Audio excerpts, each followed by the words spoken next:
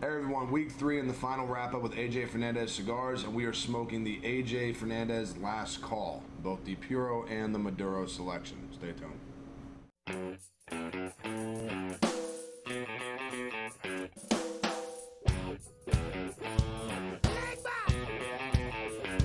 Get it.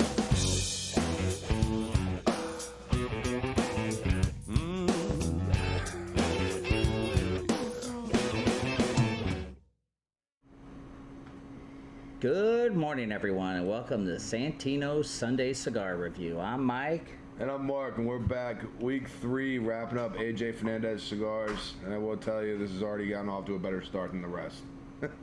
We're smoking the Last Call from AJ Fernandez. It's got a real cool story behind it. We'll talk about it, why it's called what it's called. But we're smoking the Puro and then the Maduro. Only difference between these two cigars is the Maduro wrapper on that one.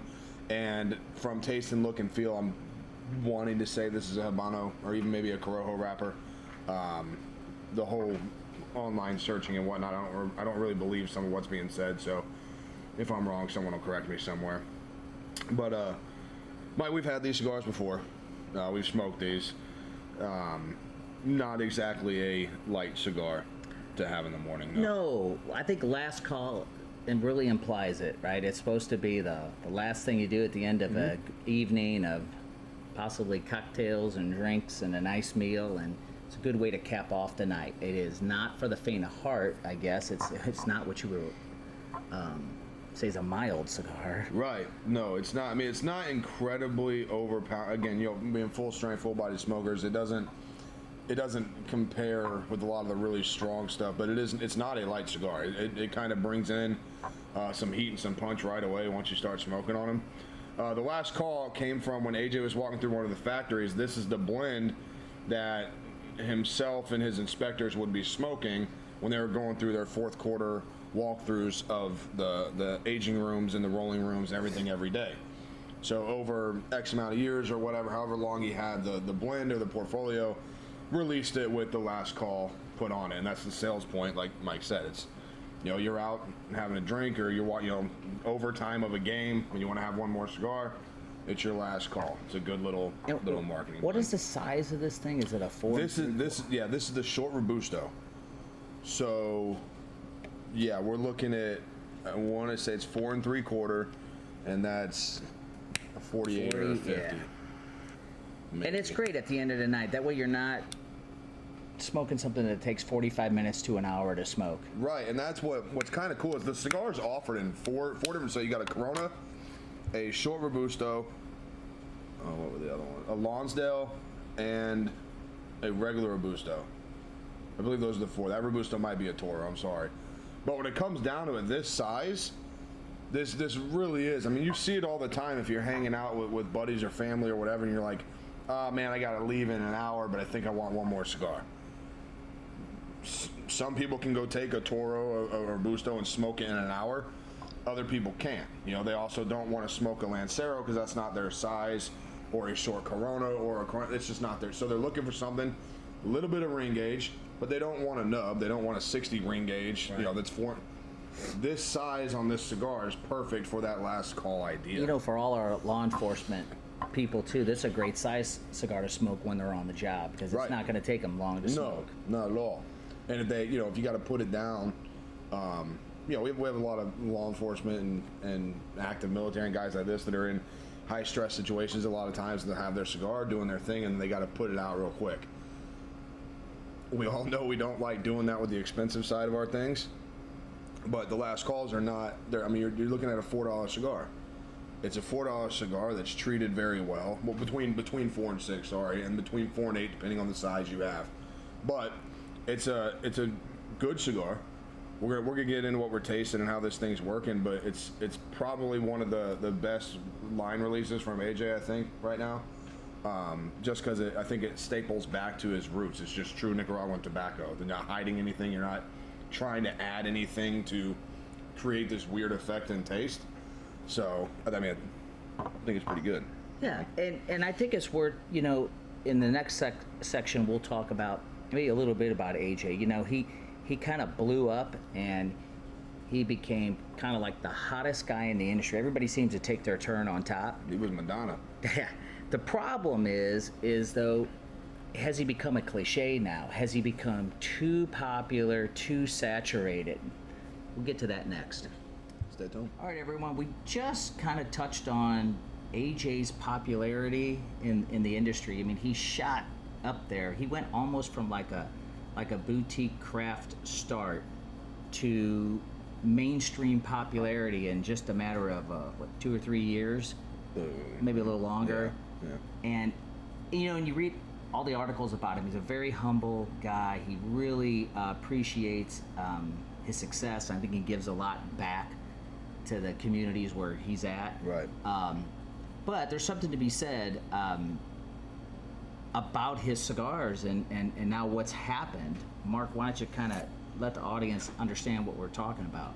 Yeah, I mean, Mike's not wrong. AJ, as far as blending and popularity, I think you're probably right. Probably 2 to 3 years is when you started noticing AJ's name was on a lot of General's items, a lot of Altadis's items, blending and working on boutique stuff with smaller companies, but his tobaccos, his blends, his rollers, things like that. A lot of people don't know that when AJ got started, AJ had a cigar called Diesel. That cigar was sold to Cigars International from AJ Fernandez, and that is where everybody started to taste AJ Fernandez. When you got your hands on the 2009, it was March or April of 2009, the Diesel Unholy Cocktail hit the market at Cigars International, or somewhere at that time, whatever it's now, Cigars International.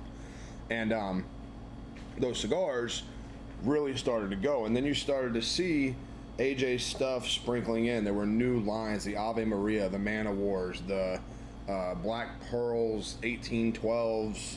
There was a cool one that had a jack-o'-lantern on it. He had a lot of cool blends that were coming up, and you would notice they were back ordered almost all the time, because his little production that he had, he started blowing it up, and these things started selling. And then I think the San Latano line dropped at retail stores in 2014, 13 or 14 is when those, or I'm sorry, it may have been 12 because the Bull came out in 14. That was the big San Latano, the Bull that came out. And once that product came out, AJ went to the top.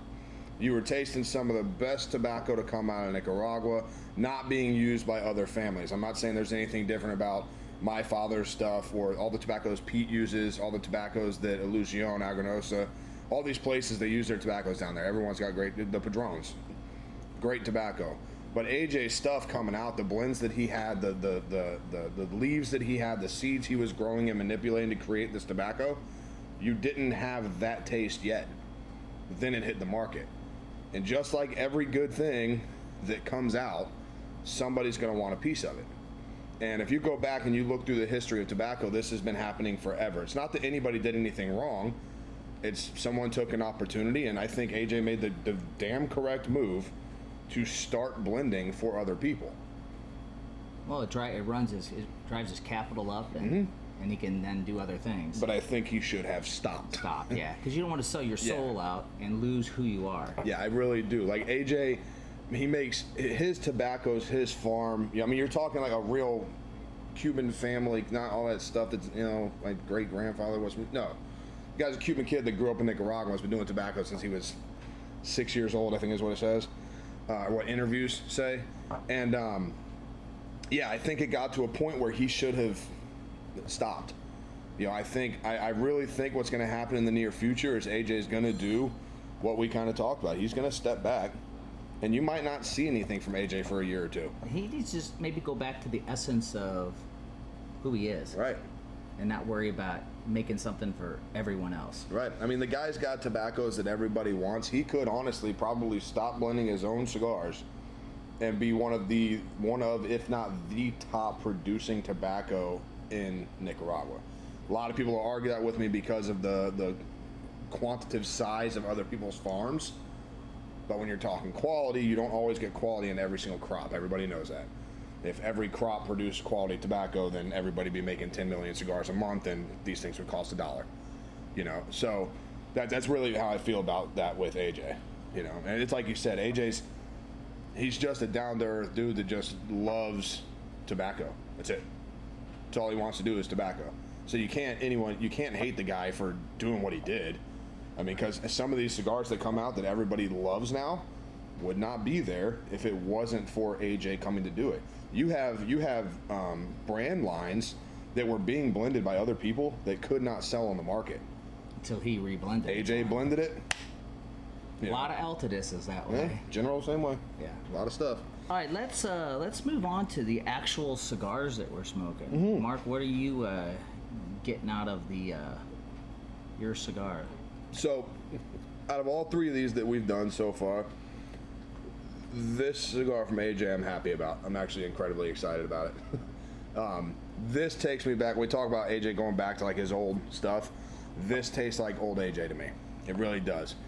True Nicaraguan tobacco. Not going to do all the weird tasting things.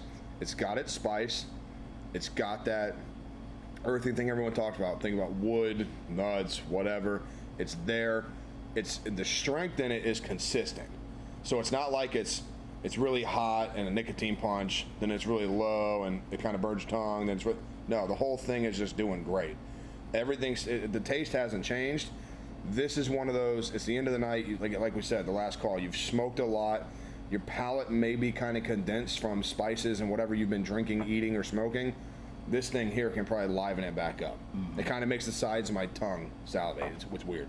Yeah, I don't even have to go. That was even though I'm smoking, it's a very similar cigar other than the Maduro wrapper. I'm not gonna. The explanation Mark gave is spot on. This cigar didn't change at all. It didn't lose anything and then come back with a little kick. It's just been steady throughout. It's easy to smoke. The draw is easy. It builds a great ash. It burns evenly. So I'm just touching on a couple things Mark didn't mention, but his description of flavor and body and taste is all spot on. This is AJ Fernandez. Other than that, Mark, what you got? No, man, do this thing. I do want to add is the smoke a little thicker on that one?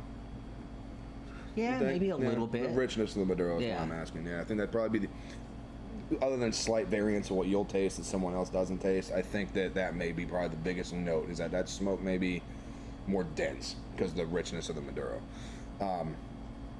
What we'll do, I guess we'll just jump right into our try by it or not, man. I'm excited. This is a buy. It is. I really I'm an AJ guy. Been doing AJ for a long time. I wasn't very pleased with a lot of the stuff that came back and hit the shelves. It's everyone's seen it. I've said it. I just wasn't pleased with a lot of it. A lot of it I was really enjoyed. There's a lot of things he's doing now that are really the Ramon Alones. The cigar is fantastic. Last call. It's a buy. I've never smoked this in any of the other sizes, so I'm not going to say anything about that. But it would not upset me if this was the only size produced for this cigar. I think it's perfect. It really is. There's nothing wrong with it. If you're a full body, full strength smoker, if you're a medium to medium full body, full strength smoker, this could be the bridge that carries you up into the full. Or if you're full and you're trying to taper it down a little bit and just have a cigar at the end of the night and you're not going to nuke your palate, I don't think there's anything wrong with the cigar. So you buy the cigar. Yeah, ditto for me. It's definitely a buy for all those reasons. Yeah. I think people will really enjoy it. Yeah, not mad about that at all. So, and you mentioned price point, right? It was between $4 and $6 depending on the size, right? Yep. Yeah. So what we're gonna do here before we say goodbye at the end of this episode, we had something really cool going on through the month of August with AJ Fernandez. We were sent a humidor from AJ. It is a custom Bella Arte humidor, white, deep, 200 count, beautiful cedar line humidor. And for any of our customers that came in and bought AJ Fernandez cigars, bring it out here. For AJ Fernandez cigars, you got a raffle ticket. So, entertain. I'll be right back. All right, Mark's going to get this humidor and we're going to show it to the audience. And I think Mark is going to draw a name and we're going to pick a winner. All right, everyone, we're about to draw for that beautiful AJ Humidor. I really wanted it for myself, but I'm not. So I'm gonna pick a winner since I don't have a ticket. As Mark explained, one heck of a unique humidor. I think it's a 200 count, you said? Yeah, up to 200. The unique design on it is instead of being more of a broadened out kind of square, it is a deep rectangle. So it gives you much different options. Like when you look at the size of this top shelf tray here, this thing is almost 2 inches thick or deep compared to the average quarter-inch, half-inch you have on a regular humidor. So this thing, one of a kind, fun little toy, and well. All right, for all you that participated in the month of August buying these AJ cigars and getting a raffle ticket, we really appreciate it, and I hope I picked the right winner.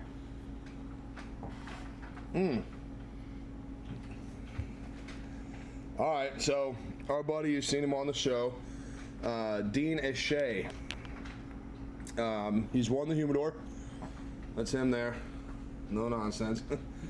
Dean Eshay has won this humidor. So he's going to come up. He's going to pick it up. And this is something we're going to try and do again. So in the month of September, I'm going to have the guys at AJ kind of throw together a humidor, something a little different. Maybe we'll do a Ramon Alones, or maybe we'll even do a New World one. Something like that. Bring it back in and raffle this thing off again. So, you got anything to say? No, thanks to everyone. Thanks to the AJ family for supporting us as well. Of course. Dean, congratulations, buddy. Everyone, go down there, like, comment, subscribe on the show. If you leave your comment and your comment gets the most likes, and you're 18 years or older and local to the state of Missouri, come in. We're going to hand you one of each of these last calls, smoke them each, tell me what you think. If that's the case, we'll be back next week. Surprise company. Yep. We'll see what happens. New company. I don't think anybody has it in the St. Louis area. Yeah. We'll see what happens. All right. So, anything else? No. Remember, here at Santino's, we smoke, we drink, and we know a lot of things. Cheers.